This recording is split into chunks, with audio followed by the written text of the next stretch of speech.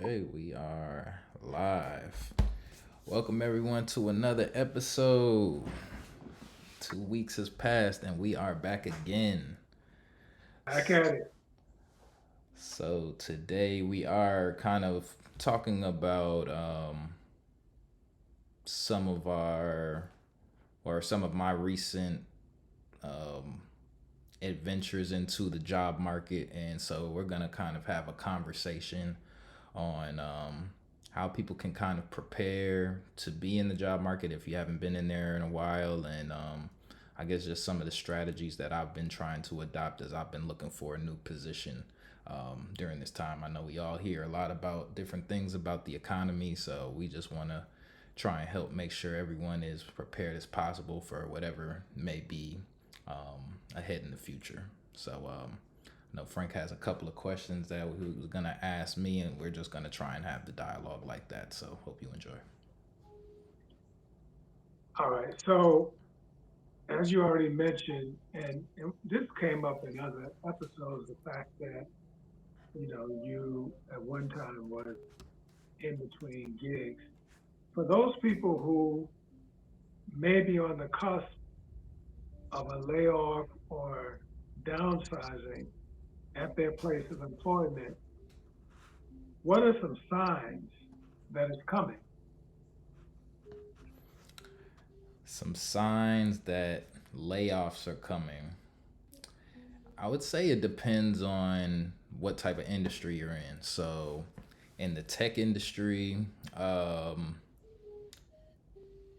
when you're a developer, there are kind of projects that you may be working on that may be ultimately replacing you. So, when you're working on things that kind of automate, like make part of your job easier, then that means that you need to start finding something else that you can do in order to remain valuable to that company. So, um, if there's a process that you're going through, like a very manual process, maybe you're transferring files from one system to another system, and as that kind of reaches its end, then you should be prepared to find something else you can contribute to that company, or else at that point they won't really need you anymore.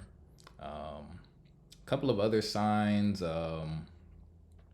I guess in tech, you have a lot of hiring that may come from out of the country. So, may work with a lot of teams that aren't based in America. That's normally a pretty good indication. Um, and speaking to some of my former co-workers who were, working in other countries, they aren't typically making as much as you are. So, and a lot of times they are just as good, if not better, at the job than you are in technical roles anyway. So, that's always, from what I've noticed, is a pretty good indication that something is afoot. Along with if you have projects, it really depends on the type of position that you have. So, different jobs have different types of projects, and so a lot of jobs have projects scheduled out for a couple of years, or they know one project may take 2.5 years, something like that, and then they will, if you don't have a project coming up once that one is coming close to its completion, then there's also time when you may want to start to consider looking for something else. So, obviously, I know you haven't been in the workforce as long as I have, but you've been there long enough to maybe be able to answer this question.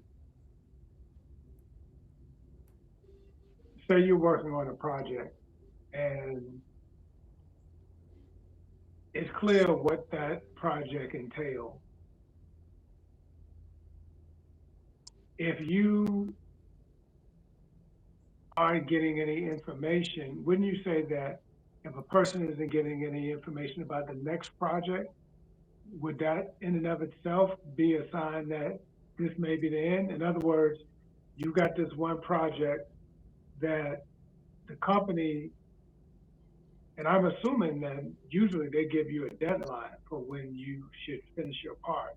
Hmm. Depending upon what the project is, it may take months, and who knows, it may take a year. But usually they've got a, even if they don't give you a finite date, they've got a date in mind. And let me chime in a little bit to help some people out. If they don't give you a date when it's done, and when they expect it to be done, that doesn't mean that they don't have a date in mind when it should be done. So don't get in your head that you have forever to get it done, because even though they didn't say, okay, we need this done by November the 17th, they may not have said that, but in the meeting that you weren't in, they have an idea of when they want it done. And if you are taking way longer than the date that they wrote down, they'll check in on you to see how things are going. But if they don't think that you're operating at the pace that they need you to, that could be a factor as well. But back to the question that I asked, and I guess each situation is different, but Hmm. could that be a telltale sign, the fact that you're coming to the end of a project and they're not talking about the next project? Yeah, I would say if there haven't been talks about a next project, so I work in with a lot of different contracts, so towards the end of a contract. But even if they are talking to you about the next project, doesn't necessarily mean that you're safe either. So, they can tell you about the next plan and still not necessarily have plans of you being a part of it, but still letting you know all the way up until the point where you have that meeting with HR and they're letting you go. So there's no, but yeah, I mean, I can, if there is another project that you, or if you know that they have other projects coming up and you're not in the loop about it, then I would say that that's something to raise your antenna about. Also, I guess, like you already said, each industry is different, but if you notice that business is slow, whatever that business may be, like for an example, I once worked at a, a private school, Hmm. and enrollment wasn't exactly where they wanted it to be. And everybody knew it. And, different funders were involved to help keep things going. But in the background, there was this idea that enrollment is just not where it should be. Mm. And to be honest, most of us, although we would talk about this issue a bit, I think that most of us were either in denial or naive, because we had a really solid staff Mm. and we're providing superior education, I think. And it may have disillusioned us a bit until one day, and I'm sharing all of this because there are going to be some of our viewers who've had this experience. One morning I came to work, which was at a school, and we were told to report to a room in the school. And what was interesting about this room, we had never had a meeting in this room before. Mm. And when I entered the room, we were very collegial, and we would often kid with each other like colleagues often do. Right. But when I walked in this room, it was like we were walking into a wake. Mm. That was how solemn the room was. Mm. And I'll never forget that, because that was the first time I had had that particular experience. Right. And the board chair was there, if I'm not mistaken, and he was there to give us the news that the school was in the process of closing permanently. Mm. And so I guess from my own experience, I would say if the catalyst for your business is slow or business is slow in general, take that as a sign because you may be doing excellent work. You may be getting all A's, so to speak, on your work, but if business is slow, that in and of itself is a sign. Very much. Yeah. If you and that's why people have to pay attention. In a lot of corporate jobs, they have community meetings, or yeah, I think yeah they're called community Yeah, meetings, yeah, and they call them it. Yeah. they'll kind of explain some of the decisions that they have coming up, or listening to quarterly reports, things of that nature. Working at different companies, it really depends on, like you said, the revenue stream of a particular company. So I worked at companies where we had to onboard a lot of clients. So my job was making sure that once a client was onboarded, we set their website up and made sure that everything was good to go. But when you start to see less and less new websites, then that's when you can start to say, oh well, things must be slowing down. Like there's still things to work on, of course, because you have legacy websites that you have to maintain.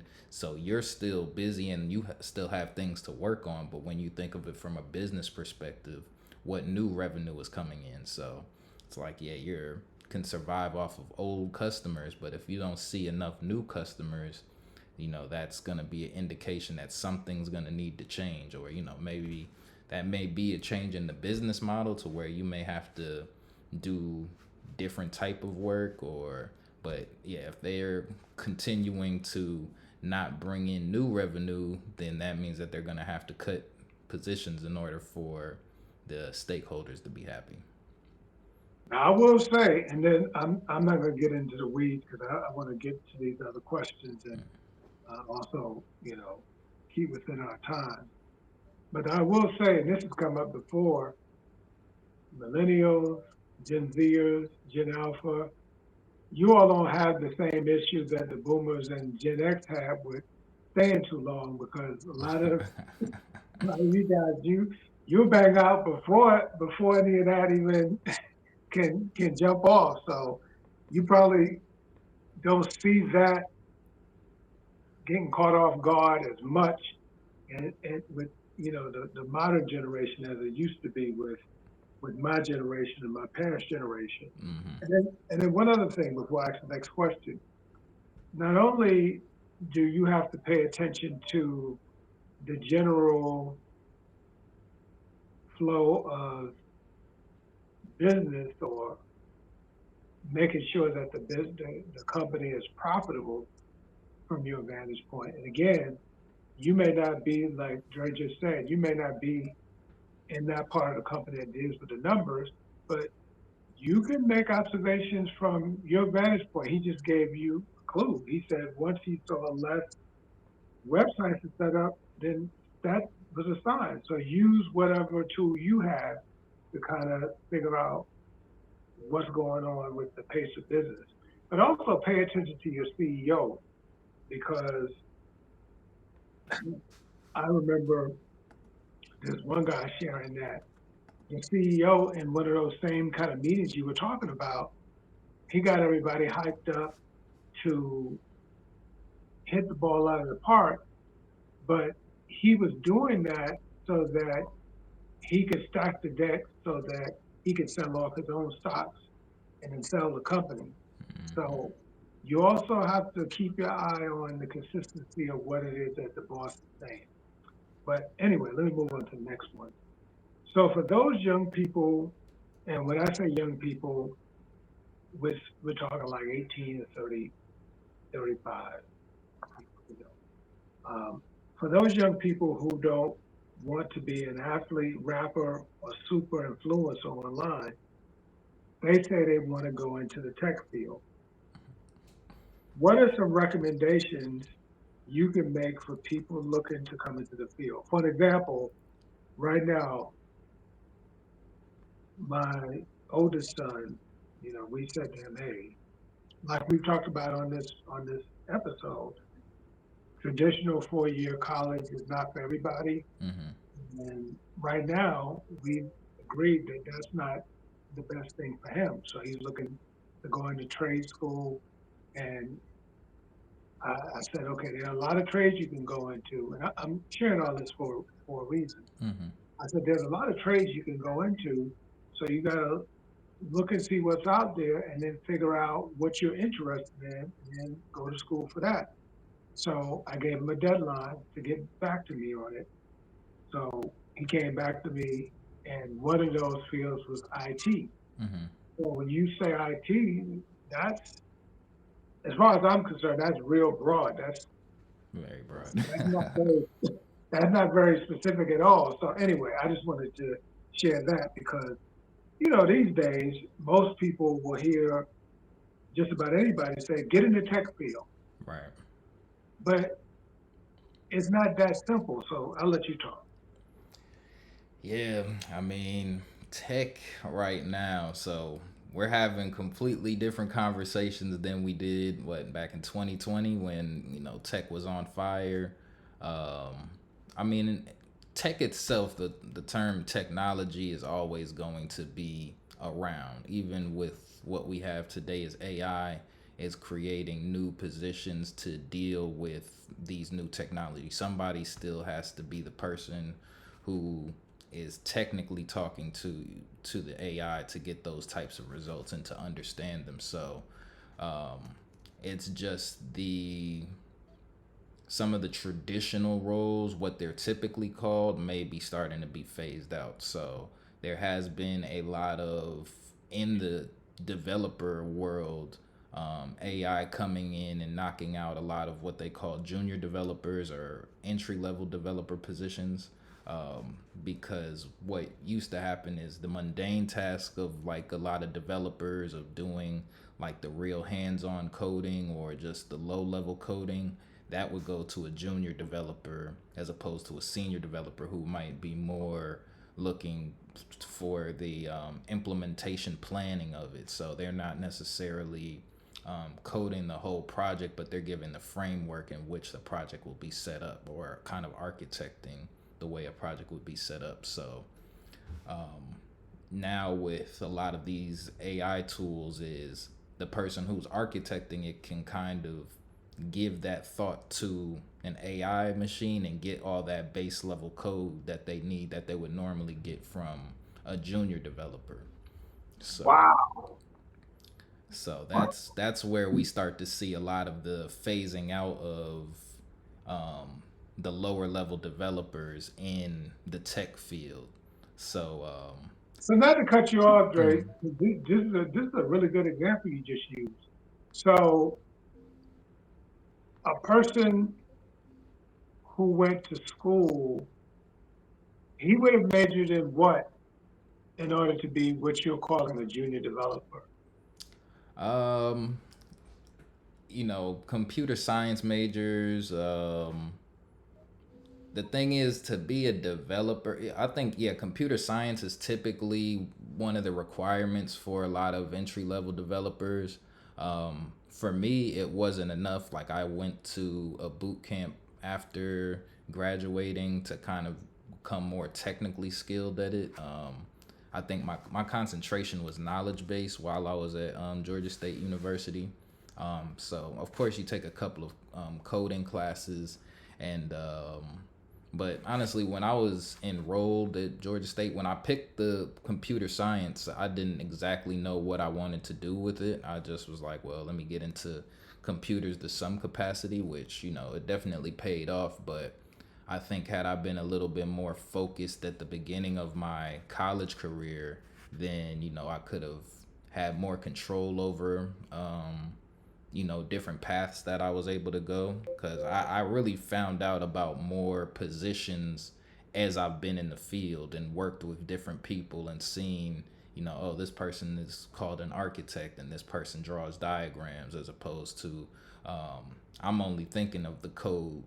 Then you have people who are in computer science and then they become managers. So they're project managers, product owners. So there's just so many different ways that you can kind of break into the industry. Depends. So a lot of people who aren't necessarily technical, you could still get a computer science degree and become, be a manager or be someone who's in marketing. Like there's a lot of different ways that you can.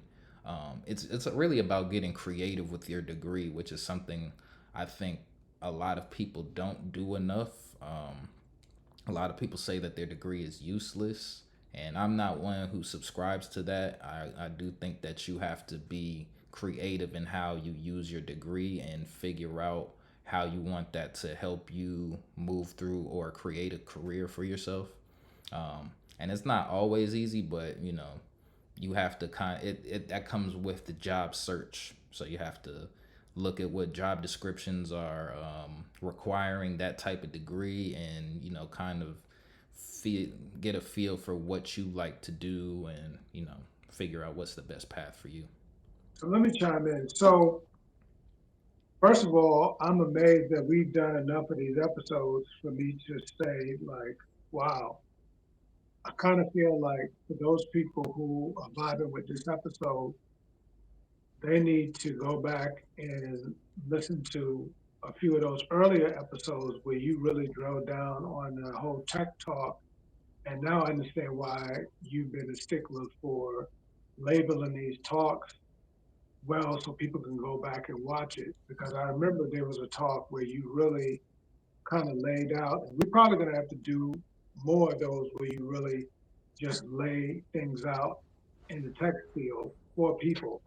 I want to I want to go back and ask you, how did you determine? You said you didn't know enough, and you went to the boot camp. How did you come to that conclusion? I was trying to build websites for small companies, really. So my kind of plan was, oh well, I'll get out and start. Well, I guess back at that time, apps were really a hot commodity. Everybody wanted to build an app, so I wanted to learn how to build an app, or at least build a website that was similar to an app. So I was trying to build my own app, and that was really where I was like, okay, I have no clue what I'm doing, because I was really only looking at it from a technical aspect, like knowing how to put the code together. But in terms of planning out what I wanted the app to do, who I wanted the app to be marketed to, there's so much more that goes into app development than just coding something like so. Because people, they have a million tutorials to build exactly what it is that you want to build, but it comes to how you're marketing something and who you're creating that app for that kind of makes it special. So, and you have to have enough people in mind, or a large enough audience, in order for that app to pop off, and the way to be like what they consider like a unicorn app. And so, like, when I was first like trying to, I wanted to kind of have like a web development business where I was like, okay, well, if all my friends are about to be entrepreneurs, which not all of them took that route, so that pool itself wasn't necessarily the most vast to pick from.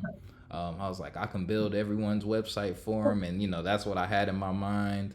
But then it also came to lack of business knowledge. I didn't know exactly what to charge at that time. I was building a web page for $200, which was a lot of money for me at that time, coming from being a delivery driver, and that would be like what I would make in a whole weekend, a good weekend. So I'm like, if I could just do this for a couple of hours, and make a website, get $200, and that's cool with me. But then you're not thinking about all the discovery that you have to do. You're not thinking of dealing with clients who don't have all of the necessary requirements to build a website. So you have to think about getting them a URL, getting them content to put on the website, getting them to give you the information that they want to actually promote for the website. And so just all of that stuff led me to think like, okay, there has to be a more efficient way to do this. And I went to the boot camp, learned how to pretty much build websites from scratch, which I pretty much already knew how to do. But that's what really got me into being a software developer, more so than just trying to build individual websites for people. Cool, cool. All right. So I kind of alluded to this before, but since I've been knowing you, and it probably has to do with the fact that you mentioned a lot of your work is contract work, there have been a couple of seasons where you weren't employed outside of your own developing business, We the Source, to my knowledge. So, how did you prepare for those leaner times? Always have, they say 3 months, you need 5 months of your expenses saved up at all times. That's not like, I cannot stress that enough to people. And it's not so much because you want to go 5 months without working. It's just that you don't want to feel rushed into your next position. So if there's a situation where you are laid off, you don't want to feel like, if I don't get a job tomorrow, then I'm gonna be out on the streets, or you don't want to put yourself in that position, because that's also gonna force you to take positions that are not to the value standard that you're looking for. You're gonna take whatever comes the quickest, and you're just gonna try to make sure that you're getting a paycheck. And a lot of times when you do that, you're gonna lock yourself into a position that's probably more difficult than your previous one, probably paying less than your previous one, and now you don't even have time to thoroughly look for the proper position, because now this job is taking up all your time and you can't miss any hours because you're barely making your previous bills. So when you're saving money, you're really just buying yourself time at that point. Like, and that's invaluable. Like, as much as you think that you need something right now, when you are in a crunch, it is so much better to know that you've saved up some money. Like, that has been my saving grace, the fact that I was saving money um, prior to my layoffs, because you can never foresee how long you're going to be without work a lot of times, because you don't know, it could be a difficult market like we're in now. um, and so what you thought, oh, you might think that you have a strong resume, or you have enough experience and you can find a job within the next 2 weeks. Things happen within that time. You can be applying and maybe your resume is off and nobody is, hitting you back. So it's real, like, the job search itself is a whole game, and there's cycles. So it's like, first week you come out looking for a job, which is why you need to start while you are employed. That's something everyone always needs to have have a little backup plan, or at least an idea of what you want to start applying for, because starting the job hunt cold turkey is very difficult, especially if you're trying to get into a new field. So when I first started this current job search, I was looking to not industries, but I was looking to go a whole new route and go project management. I just got a certification, a certified Scrum Master certification, and I was thinking that with my experience as a developer, it wouldn't be that difficult to find, a well-paying position. But then you have to think, okay, now you don't have all these years of experience in this field now, so a lot of the positions that are paying what you would have been making as a developer are now requiring you have this type of experience as a project manager, not just a developer. So now you have to look at positions that aren't paying, maybe almost an entry level position for the new type of role that you're looking to get in. And then after a while, you're like, well, none of that's going to work. So now you have to pivot back to what you were doing prior. Or so now, in my case, so saying, okay, maybe the project management switch isn't going to work right now. So let me try and see what I can get in terms of what I'm experienced in. And so now you're starting that process from zero, but a couple of months into the search already. So you see time starts to tick away quickly, and every week counts, because especially when you're used to getting x amount of dollars for per paycheck, and now you're not getting that in anymore. So you might have a good amount saved up, but you have to live. You still have your regular bills. You still want to, you know continue to do somewhat live the life. You have to make a judgment adjustments and budget correctly, but so many things that you have to factor in to when you're starting a new job hunt. And so I never suggest, or that's what I've learned this time, if you've been laid off, that's not the time to make a career switch unless you were previously already in the works of making that job switch. That's some good stuff, Dre. And you made me think about, I was in a conversation with a man, and he's in his 70s. He was sharing with me that he never, as an adult, from, I guess, he started operating as an adult at the age of 16. So from that point on, he's never had a day where he's been broke or Mm, without money. And I don't know a whole lot of people who can say that. And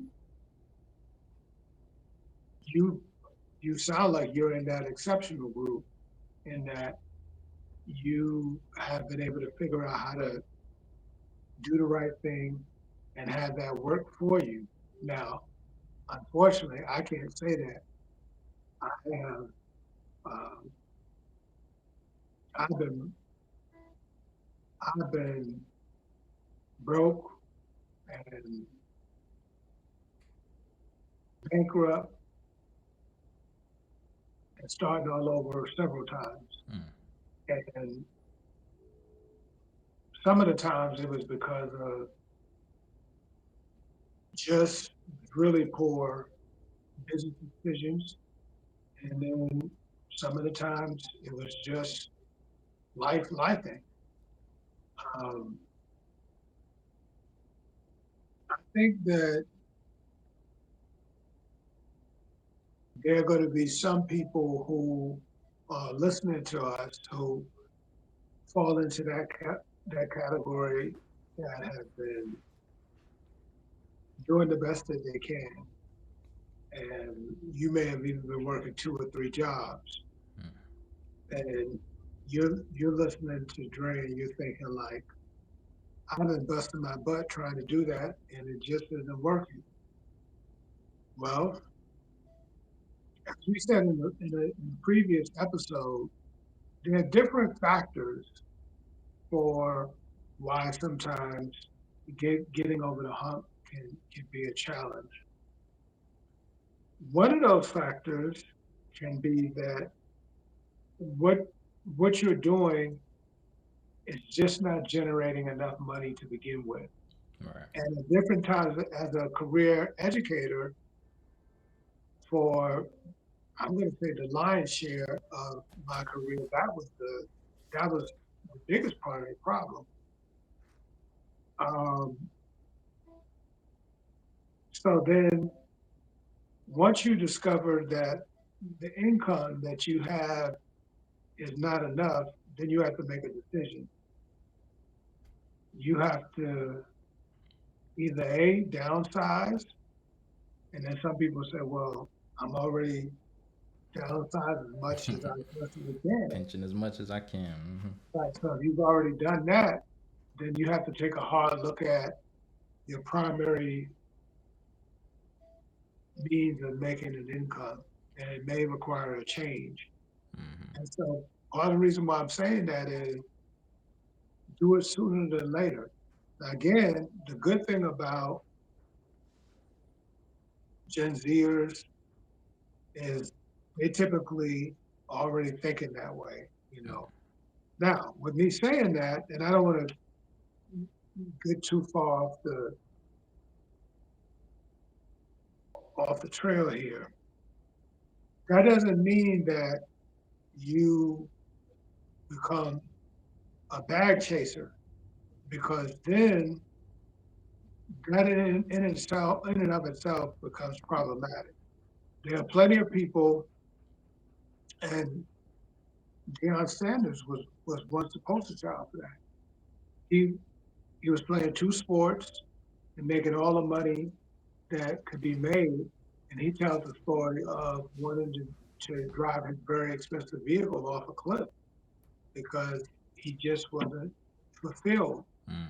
So there are going to be some people who may be doing something, and being an educator was definitely fulfilling, and still is for me. So if you're doing something that you feel that the creator has called you to, then you still have to figure out, okay, God, this is what you wanted me to do. You see what I'm up against. I need more. And then, believe that you'll have more so that you can do what Dre is saying. You can put that 5 months aside and not just put 5 months aside for a rainy day, but also be able to put money aside so that you can do other things as well. And, you know, what's great about what you've shared is that you seem to have been able to do that and walk in that early on in your life, and that's a wonderful thing. Now then, so I'm talking to that group first, but then there's that other group who you make you make good money by by today's standards. You make $80,000 and up, and you don't have any children. It's just you and how you decide that you want to spend your funds. And if you haven't figured out how to put the money aside, then we're cautioning you because the economy is in such a state that there's a lot of unpredictability. And if you haven't done it, then you need to put a plan into motion to make it happen. 100%. Let me ask you this, Dre. During those times when you were in between positions, because I can't think of one time where I saw you dragging or looking like you were going to jump off of a bridge or something. So how did you keep a good attitude when your cash flow got slower? That goes to routine. So, things don't change for me when I'm, not working at a job. I'm still waking up time that I say I'm gonna wake up. I'm still, you know, doing the things that I say that I'm gonna do. I'm just kind of being more budget mindful. So, I don't go out as much. It takes sacrifices, which I wasn't really going out too much before, but there are certain things that I gotta say no to. Like, wanted to travel up to New York to see my cousin, but right now it's not the time that I could afford it. So, there's certain it comes with sacrifices, but in terms of staying in a positive mood, it's just making sure that you can only do what's in front of you. So, I don't try to worry too much about, oh, next month am I gonna have enough money? It's like I can make the right decision in the current moment. And so, I'm not gonna make a decision to where I'm gonna spend my last $50 on something I don't need when I know I need that $50 to pay for a bill. So it's a lot of just slowing down, making the right decision in the moment, trying to stick to the same routine. I still treat even if I'm not working 40 hours, I have 40 hours of work that needs to be done. So I stay busy making sure that, they say that job hunt is a full time job, and it really is. So, you have to wake up at the same time that, put out your resumes, find the, positions that you want to apply to. So, and it's like when you think about what a lot of people, especially in corporate, what you typically do in a day, it's like I'm doing a lot more than I would at work than I am not working. So, right now. And this is just also being open to different opportunities. You never, every day can be an unexpected blessing or unexpected expense. So, luckily, I've been, running into more blessings than I have unnecessary expenses. So that's just been, I think that comes with a positive attitude, really. So I'm attracting more more good than bad. Now, for those things that you care to share, because this, to me, it might be an opportunity to promote your business, We the Source. I know that you shared with me that there were some opportunities that came your way that we don't know. It may not have come your way if you were doing your regular gig, Hmm.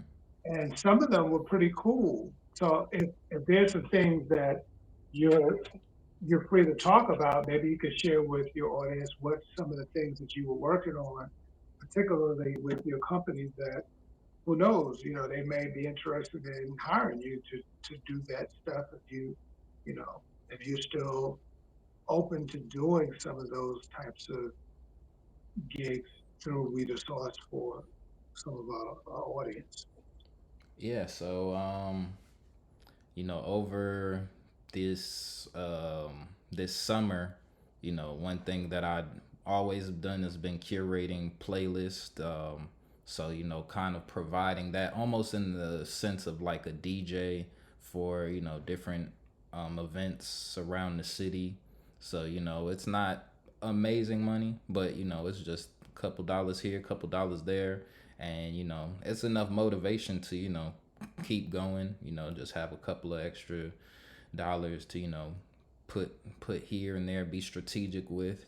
I would love to keep all that money within the business and use it to um, expand the business itself. But right now that's just not where those funds are going. So I think, but that's one of the opportunities I'm saying. Just not having to wake up at a certain time, or even though I do wake up early, knowing that I could probably get some of that sleep back a little later in the day because I don't have a meeting to go to, or somebody um, waiting for me to finish up a deliverable or something like that.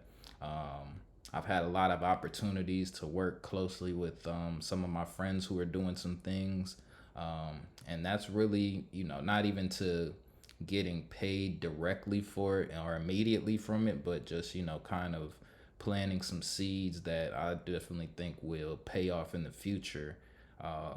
That I might not have had the time or the opportunity to do if I was working. So it's one of those things where I think it's a perspective thing. You have to look at it from what do I have now? What do I have available now that I wouldn't be able to do if I were tied to a job?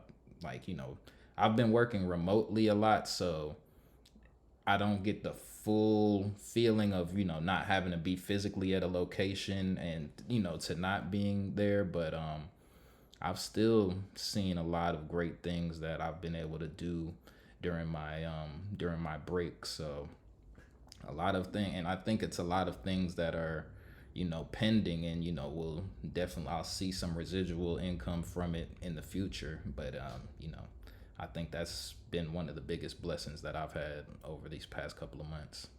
So when you talk about a curated playlist, if I'm a part of a fraternity, for an example, and I'm looking to throw a, a party, and I decide to hire We the Source, Hmm. when you say curated, is this a playlist that you create based upon me telling you the event, or I'm giving you a playlist and then you being the DJ? When you say curated, what do you mean? Yeah, so typically I would be, I mean, I can create a playlist for people to use standalone, but typically I'm there just kind of more controlling the aux in a sense. So I'm, kind of feeling out the vibe. Like, I don't have the turntables, but I'm understanding what songs should be played at this time, and making sure that everybody's still having a good time. Karaoke is another thing that I kind of offer with it. So that was like one of the add-ons to, so I got like my iPad that I use for people to read the lyrics off of, and it just kind of makes it more of an event. I got the microphone, and so people tend to have a lot of fun. And then, a lot of times when you go to like a karaoke bar, it's hard for people to pick songs that they want to, they want to sing. So I kind of assist with that and just kind of make sure that I'm curating the proper vibes, making sure, I did actually make part of my the We the Sauce website is like it's like karaoke dot we the sauce.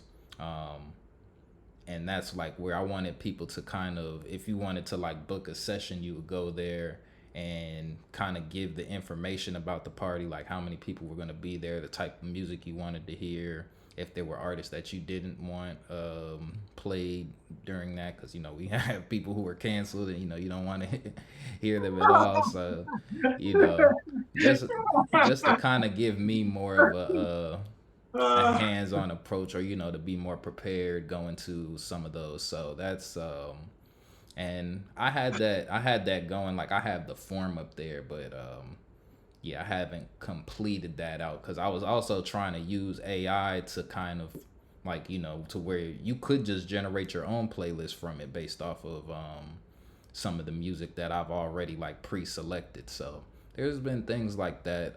But yeah, recently now I also can like live stream the event, so you can kind of see it later. So for one of my sisters, her roommates had a party, and I was doing I was live streaming it on all of my platforms and stuff, and so then I put it on YouTube later, and it's just something cool to relive. And so that's been I mean, it's something that I have fun doing myself. So it's just that's one of the way, like if I could make a good amount of money from that, I would love to do that. And I definitely try, but yeah, right now I'm kind of more focused on just securing a stable stream of income, and then kind of pick that up on the weekends once I got everything back in line.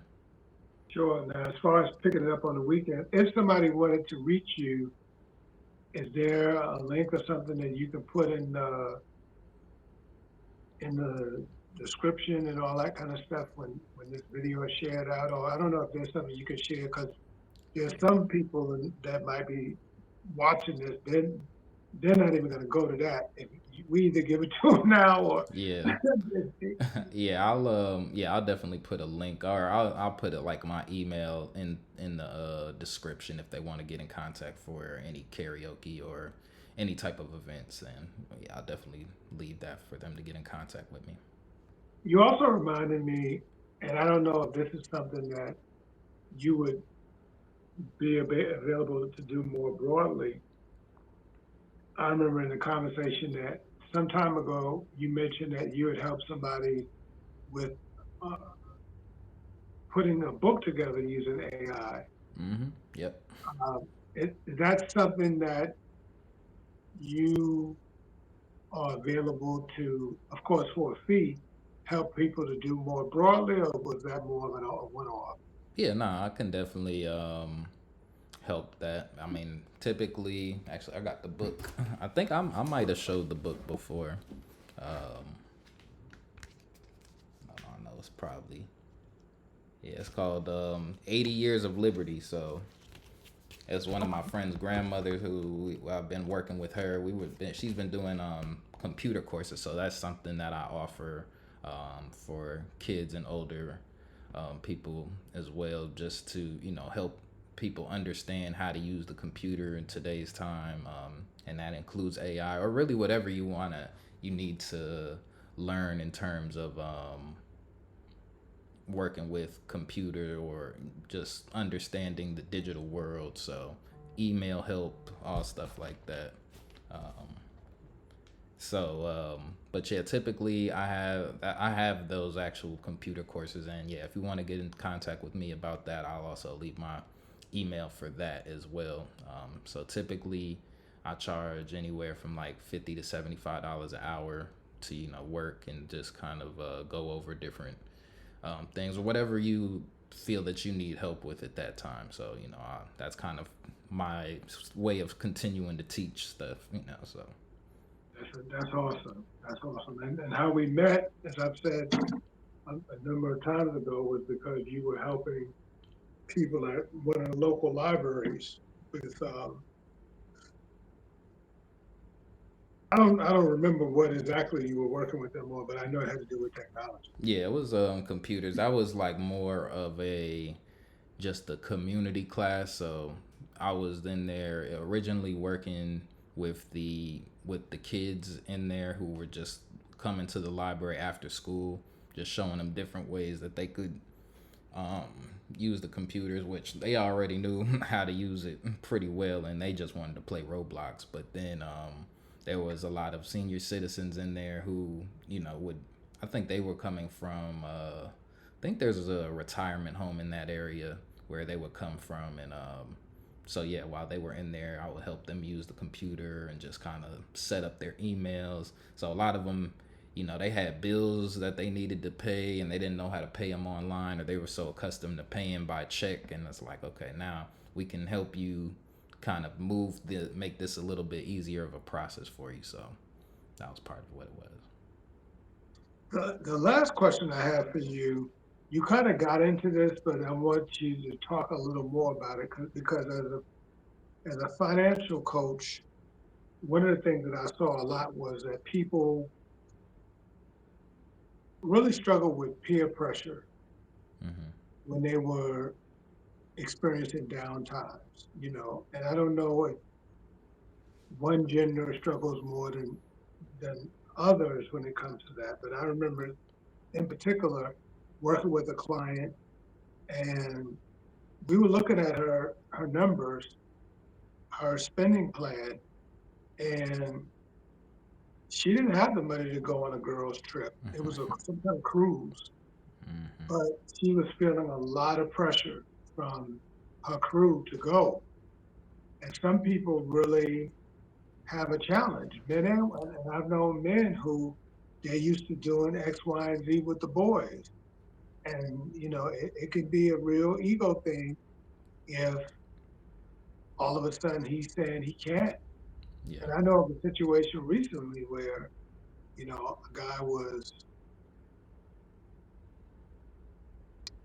in between jobs, if you will, in between contract assignments, and he felt pressure to spend a huge amount of money that maybe wouldn't be so huge if he was working. Hmm.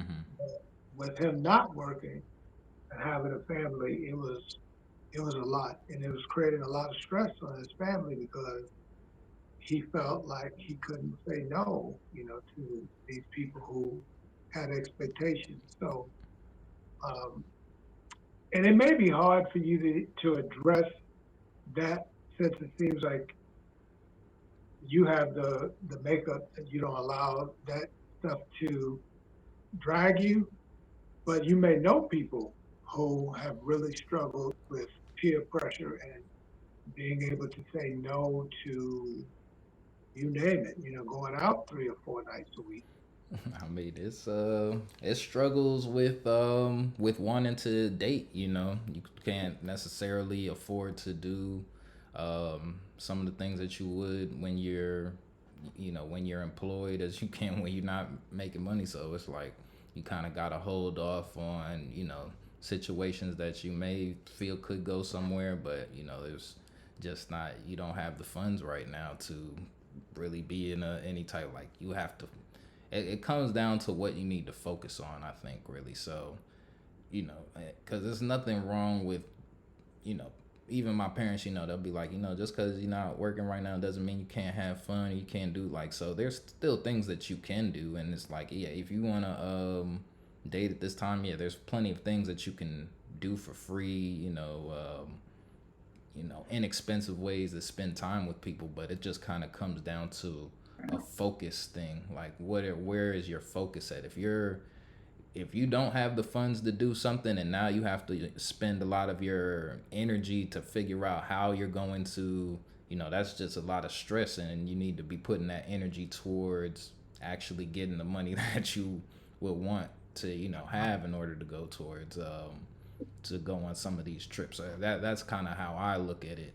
Um, but yeah, I mean, it's difficult. Like, I mean, I still have, I have weddings to attend, from people who've told me far in advance that, I still gotta, figure out kind of how I'm gonna go to. I mean, still I'm confident that, I'll be good in time, but that's some stuff that I've had to go to some over the summer when I was at but they had told me in advance, so there's things that I had already factored that into my budget kind of. So, and you know right now I just, I can only do things when, I have to tackle issues when they come up now. So, you know, is there a chance that I would have to, miss out on a wedding? I don't foresee that, but, if it comes down to that, if that's the decision that I have to make, then that might be a tough decision that I have to make. But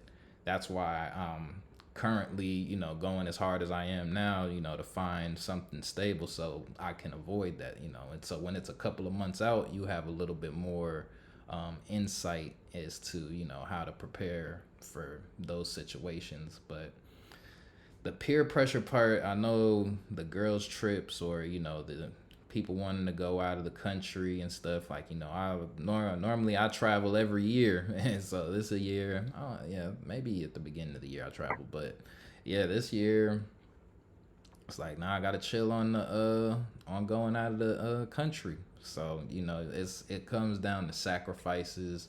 Um, and just, you want to make sure that, because you can go on a right now, if I go on a trip I wouldn't have any fun because I would be so stressed about, you know the time. First off, it's more of the time that you're losing looking for, another position, if I were to go out of town right now or go out of the country.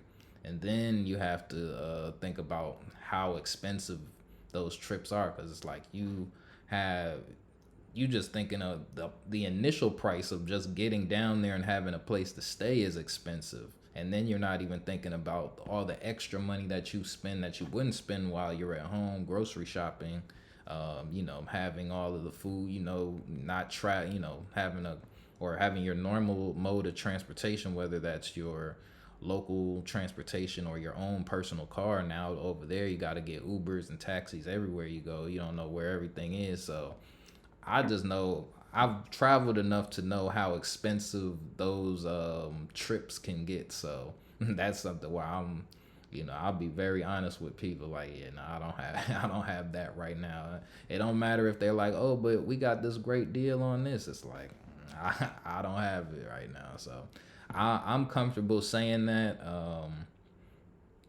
So, and I know a lot of people do struggle with that, but that's just one of those things that you have to, remain true to yourself, because it'll end you up in a very bad predicament if you allow that peer pressure to get to you and take you off your original course.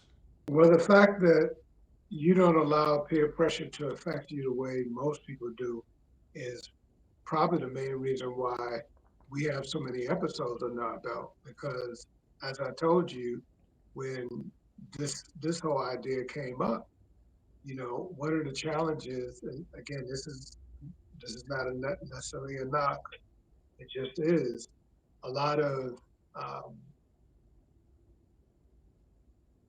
a lot of the folks that would say they want to do something like this, they're always blown away into doing something else. And there's always something shiny and new that's attracting their attention.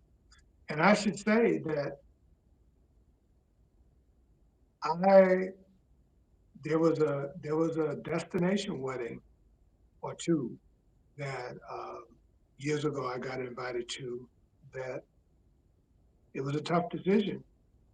People who we cared deeply about, but it didn't work. We didn't have the funds in our budget. And some people said, well, that's what credit cards are for. That's a whole nother That's another session because some people are buried because of that statement. That's what credit cards are for. Credit cards are for emergencies. If you're not paying them off, there's a proper way to use credit cards, but yeah, don't. That's not your money. Some people have, anyway, that's that, like I said, that's, I want to get into that because that's a whole nother conversation. So something that I hope to bring to our audience soon. I was talking to an executive coach that I've known for many years, an executive functioning coach, I should say. And some people know what the executive functioning coach is. It's a coach that helps people to manage their day-to-day life. Mm, Uh, some of the things we're talking about, there are people who really struggle with that, maybe because they have attention deficit, um, and they may be working on A right now, and then B is calling them, and they totally forget about A. So executive functioning coaches help people who really struggle in that area to such a degree that they can't ever get anything done. So hopefully, depending upon what Ray and I agree to, that we'll have, and I think that kind of ties in some ways to this conversation because for sure. there's some people who are not employed right now because of their executive functioning. They just they just can't seem to pull it together. So hopefully that'll be a topic of next in the very next session, one real soon. For Well, sure. that's all the questions that I have, and I think that for those people who watched the last video, they know that we've been trying to be more succinct. So Yeah, I think this is a real good time right now. Like I'm like, oh yeah, we did. We got a lot into that hour for real. So our power, yes, sir. we got a lot of good stuff right there. So yeah, I guess we can end it right here. Thank you guys for joining us. Um, please interact with the conversation, share some of the struggles you may have gone through with job loss or just being in between jobs, and some of the strategies that you've used in order to make sure that you remain positive through your job hunt. Give people advice on ways to find new positions and stuff. Like there's a lot of things that we didn't even get a chance to touch on, so this is a very large topic that we could probably revisit in the future, for sure. Any last words, Frank? No, I think you hit it on the head, and like we always say, like, share, subscribe, and yeah, I agree. I was talking to my cousin, and I didn't even realize that he'd been checking the videos out, and he was telling me about a particular episode, and he didn't say. I don't remember him saying that he actually put something in the comments, but he was curious. People are interested in the comments, Mm-hmm. so we asked people to also comment Yeah. because people like to see what's in the comments. Right. Yep. So yeah, we people, people will come and they finding it later on. We putting it out right now. We not caring about how many people seeing it initially. We just want this information to be out there and hopefully find somebody, even if it's 10 years from now. Help you out. So it's all going towards where the energy goes, it can't be destroyed. So That's right. That's right. thank you, everybody. We will see you in 2 weeks. Till next time. Blessings. Blessings.